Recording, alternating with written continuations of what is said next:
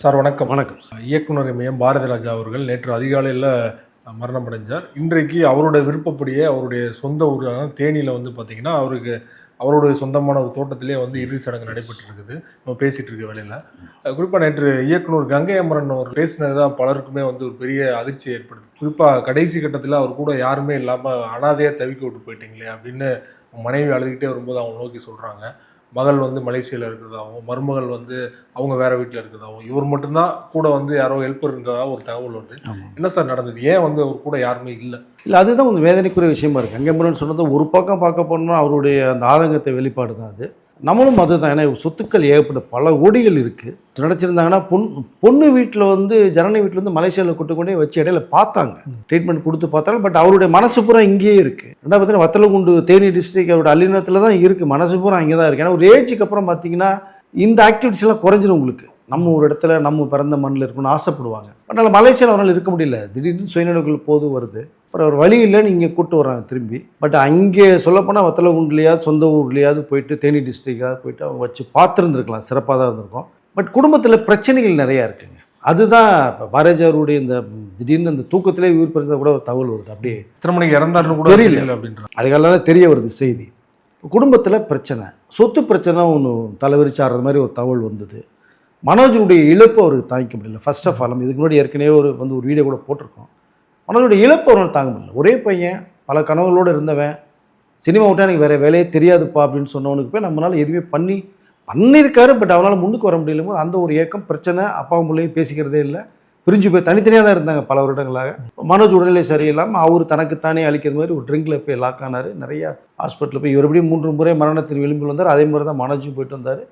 சரி, நாளை காலையில் அப்போ போய் பார்த்து எல்லாம் கூப்பிட்டு வந்துடலாம் டிசைட் பண்ணது. 6 மணிக்கு ஹார்ட் அட்டாக் வந்து மனோஜ் இறக்குறார். தகவல் போகுது. அவர் எதிர்பார்க்கவே இல்லை அதை. அப்போ தான் ஃபீல் பண்ணுறாரு, என்ன இருந்தாலும் பையன் கூட இருந்திருக்கலாம், பையனை வச்சுட்டு இருந்திருக்கலாம், சண்டை போட்டு ஒரு மாதிரி பிரச்சனை ஆச்சு, நீ மனோஜ் போயிட்டானே பையன், செட்டில்மெண்ட் பண்ணிருக்கலாம் அப்படின்னு கூட பண்ணியிருக்கலாம். செட்டில்மெண்ட் பண்ணி அவர் என்ன ஒரு காரணம் பண்ணார்னா, நீங்கள் சொல்கிறது செட்டில்மெண்ட் பண்ணியிருக்கலாம். பண்ண திரும்பி படத்துக்குள்ளே போய் ஜெயிக்க முடியாமல் இருக்கிறான் பையன். ஹீரோ பண்ணமுடியல, டைரக்ட் பண்ண படமும் வரல் ஃப்ளாப் ஆச்சு. அதில் அம்மாட்டு இருந்த நகைகள்லாம் எடுத்து போய் வச்சு தான் அந்த கடனை வாங்கி செட்டில்மெண்ட் பண்ணி படத்தை ரிலீஸ் பண்ணார். நினச்சிருந்தா பாரதியா கொடுத்து பண்ணிக்கலான்னு தான் நீ தனி போராடி வாடா அப்படின்னா. எவ்வளோ போராட்டங்கள் இருந்தது. பல இயக்குநர்களே பல கதைகளையும் உருவாக்கின பாரதியா அவர்களுக்கு தன் பையனை இயக்குனரும் ஹீரோவும் வந்து உருவாக்கவே முடியல. அப்போ சொத்தை பூரா கொடுத்துட்டோன்னு திரும்பி படத்துக்கு நீங்கள் வந்து ஒருத்தர் எப்படினாலும் அவருக்கு தான் போகுது. ஒரு கட்டத்துக்கு மேலே வந்து அவருக்கே கிட்டத்தட்ட 50 வயசு ஆயிடுச்சு. அவர் அனுபவிக்கிற வயசுல கொடுத்தாதானே அவருக்கு வந்து யூஸ்ஃபுல்லாக இருக்கும். இதுதான் அவர் மனசுக்குள்ளே கேள்வி மேலே கேள்வி கிட்ட படுக்க வச்சது காரணமே இதுதான். நீ சொல்கிறீங்க இல்லையா, அவனுக்குன்னு பிரித்து கொடுத்துருவான், அவன் வச்சுக்கிட்டான்னா எதுவும் பண்ணான்னு சொல்லி கொடுத்ததானே பிரச்சனை இல்லை. இந்த கேள்விக்கு இடம் இருந்திருக்காது. பாரதியாரோட மனசாட்சி, எல்லாருக்கும் ஒரு மனசாட்சி கேள்வி கேட்குங்க.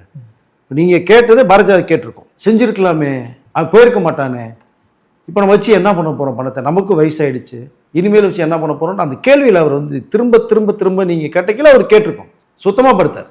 அப்போ மனோஜ் ஒரு 50 வயசில் இறந்து போனாங்க. அவருக்கு கொல்லி வச்சார் பாரதி ராஜா. சரி, இறந்த பிறகாவது அவருடைய மனைவிக்கும் பசங்களுக்கும் இருக்கிற சொத்துல அவனுக்கு மனோஜுக்கும் சேர வேண்டிய ஒரு பார்ட் கொடுத்துடலாம். ஏன்னா பொண்ணுக்கு கொடுத்துட்டாரு.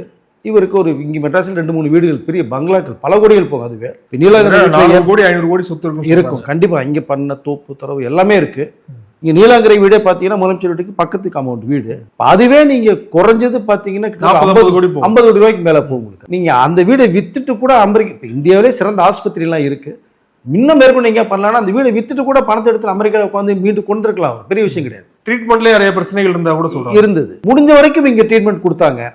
பட் நோய்க்கு மருந்து இருக்குங்க, மனசு வலிக்கு மருந்து கிடையாது. கடவுள்கிட்ட மருந்து கிடையாது. ஃபேக்ட்ரி தான்.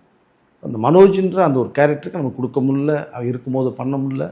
போனாகும்போது என்ன பண்ணுறது, இப்போ என்ன செய்யலாம் போது பொண்டாட்டிக்கும் பிள்ளைக்கும் கொடுத்து எதாவது பண்ணலாம், பேத்திகளுக்கு பேரலுக்கு பண்ணலாம் போது இங்கே கொடுக்க விடாமல் சில தடங்கல்கள் நடந்த ஒரு தகவல் வரும். மனோஜ் மறைவு பிறகு எஸ் இருக்கும்போது கொடுக்கல, அதற்கு பிறகாவது கொடுக்கலான்னு பார்க்குறாங்க. இங்கே நிறைய சிக்கல்கள் உருவாது. அதில் கொஞ்சம் ரொம்ப நொடிஞ்சு போனார். அவரு கஷ்டப்பட்டு சம்பாரிச்சது தானுங்க. மனோஜுக்கு சேர வேண்டியதான் இல்லையா, சேர வேண்டிய ஒரு பாட்டு தான். அதையும் கொடுக்க விடாம மனோஜே செத்து போயிட்டான், பொண்டாட்டி பிள்ளை தரணுமா நம்மன்னு சொல்லி சுற்றுச்சூழல் அவருடைய உறவினர்களே பிளாக் பண்றாங்க. இது ரொம்ப கொடுமையான விஷயம் இல்லையா? 2 பேத்தி இருக்காங்க பாவம். அவங்க ஒரு டைரக்ட் பண்ண போறதா ஒரு தகவல் வந்துகிட்டே இருக்கு. பட் அப்படி இருக்கும்போது அதனுடைய விளைவு தான் அவர் சுத்தமாக படுத்து நினைவுகளை இழந்தாரு. திடீர்னு பண்ண முடியல. பண்ண முடியல, செல்ஃபா பண்ண முடியல. போய் ஏங்க அவ்வளோ கம்பீரமா நடந்து வந்து இந்த குரல்ல அப்படி இருந்த ஒரு மனுஷன் நடக்கவே முடியாம குரல் பேசுறதுக்கே அவரிடமே அவ்வளோ வந்து அந்த கம்பீரமான குரலே காணா போச்சுங்க. ஸோ அது ரொம்ப கஷ்டமா இருந்தது நம்ம பார்க்கும்போது கேட்கும்போது இதை. ஸோ ஒட்டுமொத்தமாக சொத்து என்னங்க பெரிய சொத்து, இன்னைக்கு மனோஜ் போயிட்டார், பாரதிராஜா போயிட்டார், இவ்வளோ வச்சு என்னங்க பண்ண முடியும்? எவ்வளவோ கோட்டீஸ்வரங்கள் கோடிக்கணக்கான வச்ச சொத்தெல்லாம் செத்ததுக்கு அப்புறம் 6 அடி மண்ணு தான். அதுக்கப்புறம் எவன் தின்ட்டு போறானே தெரியாது. நம்ம கண்ணு முன்னாடி தமிழ்நாட்டில் எவ்வளோ சம்பவம் நம்ம பார்த்துருக்கோம். நம்ம இறக்கும் போது கூட யாரும் இல்லை அவருக்கு, இல்லை, அதுதான் கஷ்டம். அதற்கு பிறகு தகவல் போய் தான் வர்றாங்க. ஒன்னாவது மலேசியா இருக்கு, தகவல் போயிட்டு இங்க வர்றாங்க. மனைவி இங்கேயே தான் இருக்காங்க, தெரிஞ்சுதான் இருந்தாங்க. அப்புறம் அவங்க தேனியில போயிருந்து, தேனியில தானே வந்தாங்க நேற்று. ஸோ ஒரு அவ்வளோ பெரிய ஒரு ஜாம்பவான் வரலாற்று பக்கம் இருக்கு. அவர் சகாப்தம் இயக்குனர் இமயம் திரையுலகத்தையே திருப்பி போட்டு அவ்வளோ செல்வாக்கு நல்ல ஒரு நன்மதிப்பட இருந்த ஒரு மனிதருக்கு கூட தன்னுடைய இரத்த பந்தங்க சொந்தங்கள் இல்லை, கட்டின மனைவி பக்கத்தில் இல்லை, பசங்க அனாதை மாதிரி கிடந்து யாரோ பணம் கொடுத்தா வந்து ஹோம் நர்ஸ் இருக்காங்க, பார்ப்பாங்க, சர்வன்ஸு எல்லாம் பார்ப்பாங்க. பட் இவர்கள் பார்ப்பது வருமா அது? பட் முடிந்த வரைக்கும் அவர் நல்ல ட்ரீட்மெண்ட் கொடுத்து பார்த்துருக்காங்க. கூட இருந்தவர்கள் யாரோ ஒரு 3வது நபர் இருந்து பார்த்துருக்காங்க.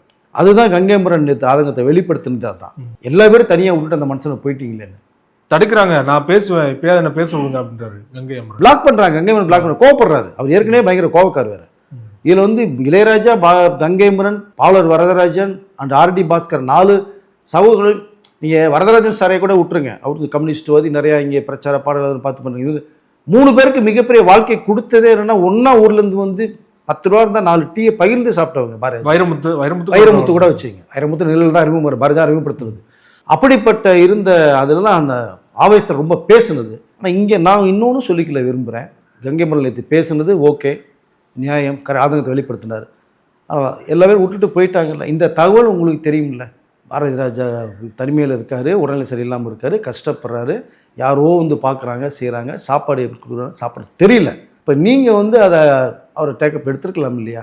ஆனால் அவரு போய் பார்த்து அவர் கூட உரையாடுற மாதிரி வீடியோக்கெல்லாம் வந்தது இல்லையா? நினைவுகள் வருது போகுதுங்க.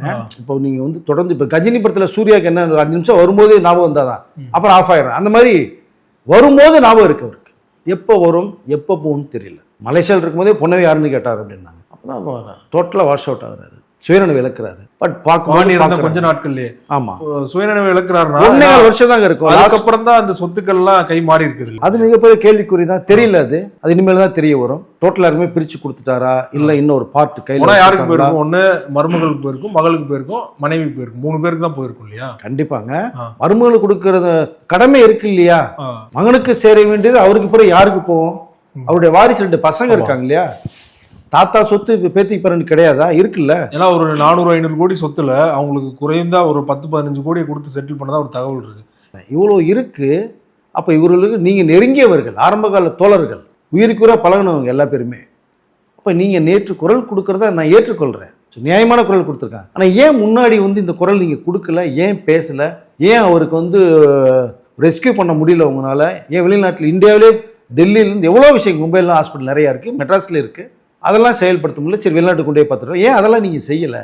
இறந்த பிறகு பேசுவது என்பது எப்படி? அது மனைவி ஊருக்கு போயிட்டாங்க, புள்ள இங்கே மலேசியா போயிட்டாங்க, மருமக பேரில் வேறு இடத்துல இருக்காங்க சிரமப்பட்டு, இவர் தனியாக இருக்கார். இது கொடுமையான விஷயம் இல்லையா? அது அவள் சொத்துக்கள்லேருந்து என்ன பண்ண முடியும்? நம்ம ஒன்றும் பண்ண முடியல. நேற்று அப்படியே அந்த தூக்கத்தில் நினைவுகளோடு அப்படியே ஒரு ஆத்மா எதை நோக்கியோ போயிட்டே இருந்திருக்கு, பாவம்.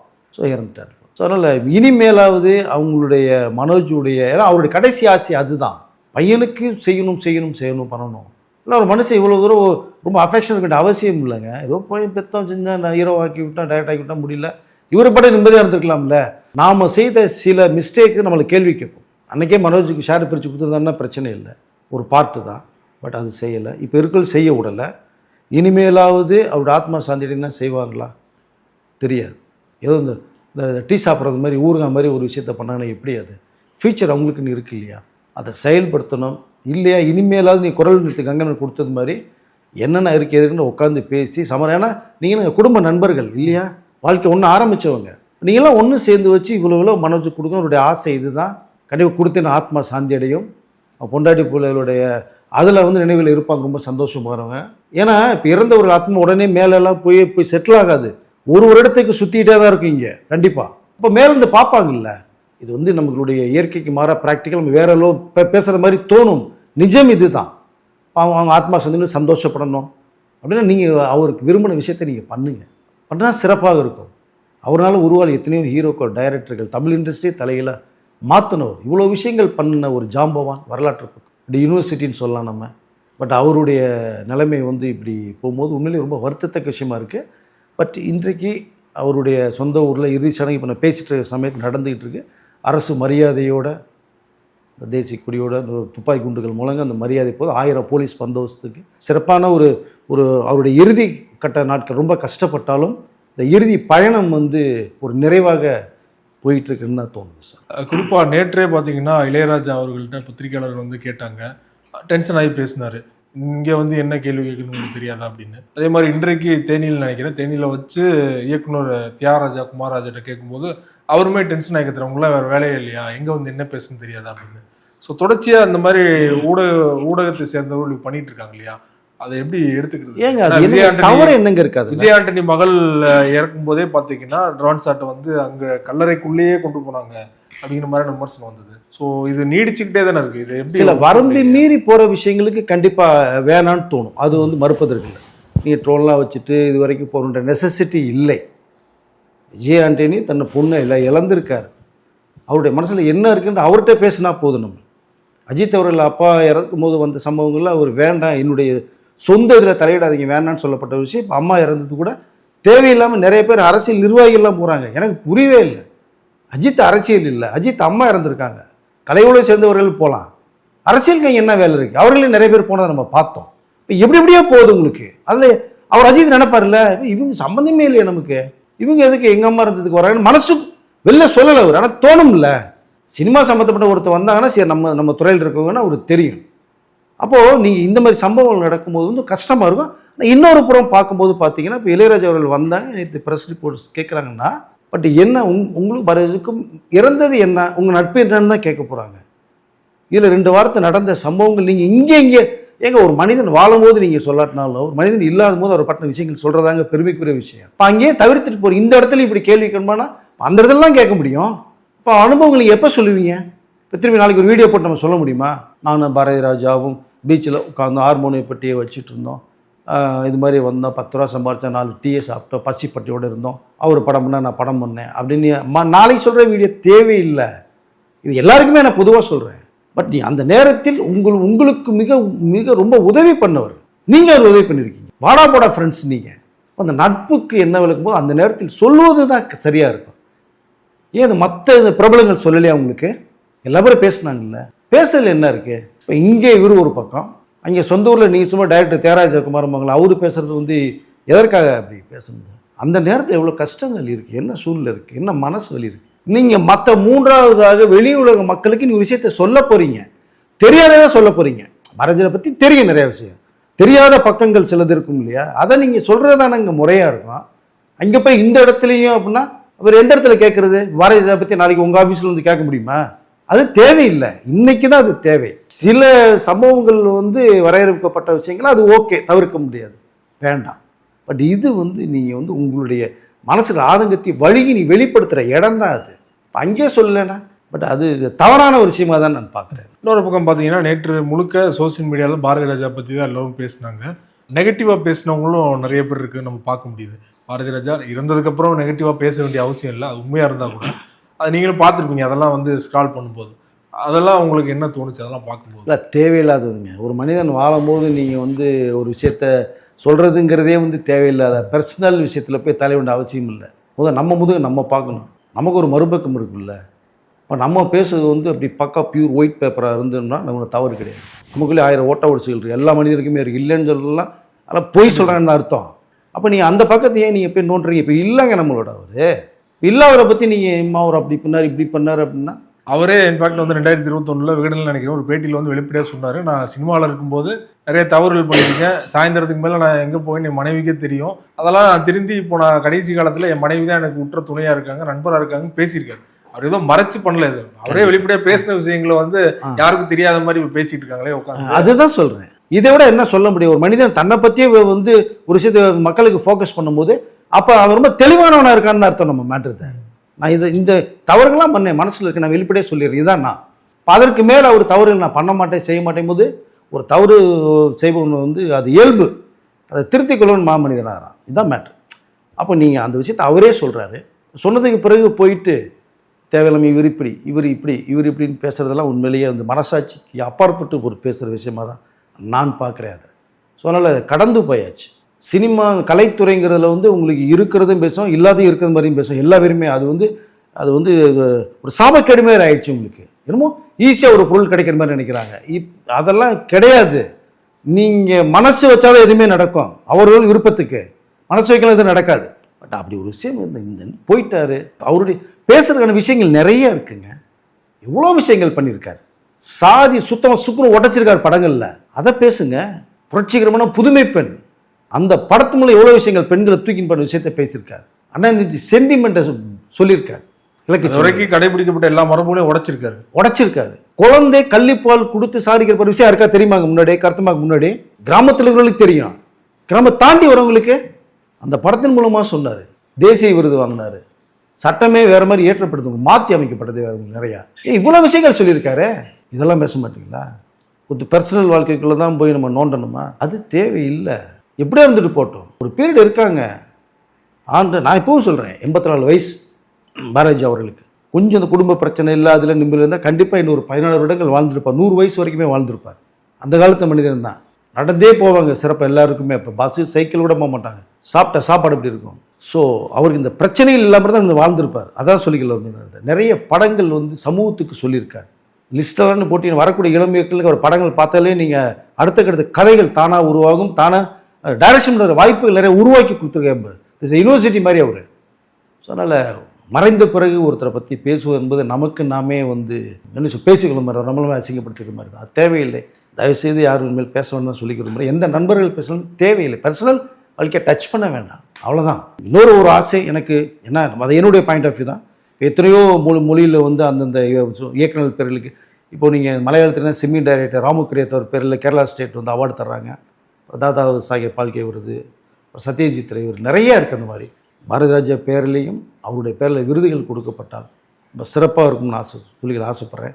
கண்டிப்பாக நடக்கும்னு நினைக்கிறேன். ரெண்டாவது அவருக்கு ஒரு நல்ல சென்னையில் ஒரு குறிப்பிட்ட அழகான ஒரு இடத்துல வந்து ஒரு ஸ்டாச்சு ஒன்று வச்சாங்கன்னா இன்னும் அவருக்கு ரொம்ப மரியாதை செலுத்துகிற மாதிரி சிறப்பாக இருக்கும்னு நான் சொல்லிக்கல விரும்புகிறேன். பார்க்கலாம் என்ன நடக்க போகுதுங்க. காலம் பதில் சொல்லும் எல்லாத்துக்குமே. பட் ஒரு சிறந்த மனிதர் அப்படின்னு தான் சொல்லிக்கல முடியும் நான் இதை. பட் ஷூட்டிங் ஸ்பாட்டில் அவ்வளோ கராராக நடந்துக்குவார். படங்கள் மூலமாக வெளிச்சத்து கொண்டு வந்தார் எவ்வளோ விஷயங்களை. பட் அப்படி ஒரு மனிதர் இன்னைக்கு இல்லைங்கிறது மிகப்பெரிய ஒரு வந்து பெரிய வருத்தம் அளிக்கிறது, இழப்பாக தான் நான் நினைக்கிறேன். அந்த இடத்தை ஒரு சில பேர் ஒருத்தர் அந்த சீட்டில் யாருமே இப்போ உட்கார முடியாதுன்னு தான் சொல்லிக்கல விரும்புகிறேன். பாரதி ராஜான்ற அந்த பிம்பத்தையும் இந்த இடத்தையும் போய் நிரப்புவதற்கு இனி யாரும் வர முடியாதுங்கிறதையும் நான் சொல்லிக்கல விரும்புகிறேன் சார். பாரதி ராஜா அவர்கள் மறைவு குறித்து பல்வேறு விஷயங்கள் பண்ண மிக்க நன்றி.